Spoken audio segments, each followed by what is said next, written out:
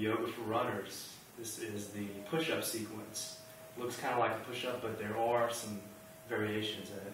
Plank pose is the starting posture. In plank pose, the hands are directly underneath the shoulders. The legs are straight. The body is as straight as you can get. You want to avoid having the hips below the shoulders and knees, and you want to avoid having the hips above the shoulders and the knees. If I draw a straight line that goes through my shoulders and my knees, the hips should be very close or passing straight right through that line. Here in plank, I'm going to take a big inhale. And then I'm going to exhale and lower the knees, the chest, and the chin, keeping the elbows tucked into the sides. Another option, if I'm strong enough for it, is as I exhale, I'm going to go into Chaturanga Dandasana, which means four-limb staff pose. Staff being in a straight rod. So my body is as straight as a rod here. Everything's lined up. Nothing's resting on the floor, except my toes and hands. So those are two options. There's a Chaturanga Dandasana. There's also lower the knees, chest and chin. Being sure that the hips lag a little bit behind the chest and the chin, so that I'm not leading with my hips, whether I'm performing Chaturanga or lower knees, chest, and chin. I'm never leading with the hips and letting the hips lag a little bit behind. So from plank, exhale, lower knees, chest, and chin, or Chaturanga.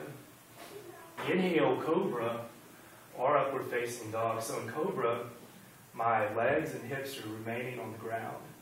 Thigh muscles are engaged, toes are pointed. If I go into upward facing dog, I'm just lifting the body up so that the only parts that are on the ground are the tops of the toes and the hands. The shoulders are down, away from the ears. Gaze is slightly upward. From there, I'm going to tuck the toes either one at a time or rolling over the toes into downward facing dog on the exhale.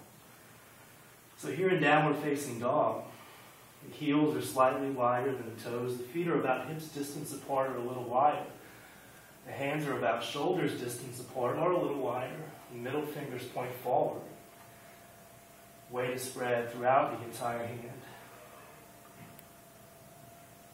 Another option for downward facing dog, because it can become strenuous, is puppy. Knees rest on the floor. Hips are directly above the knees. So it differs from child's pose where the hips sink to the heels. Hips are directly above the knees. Forehead rests on the floor. Arms are extended forward for puppy pose. Namaste.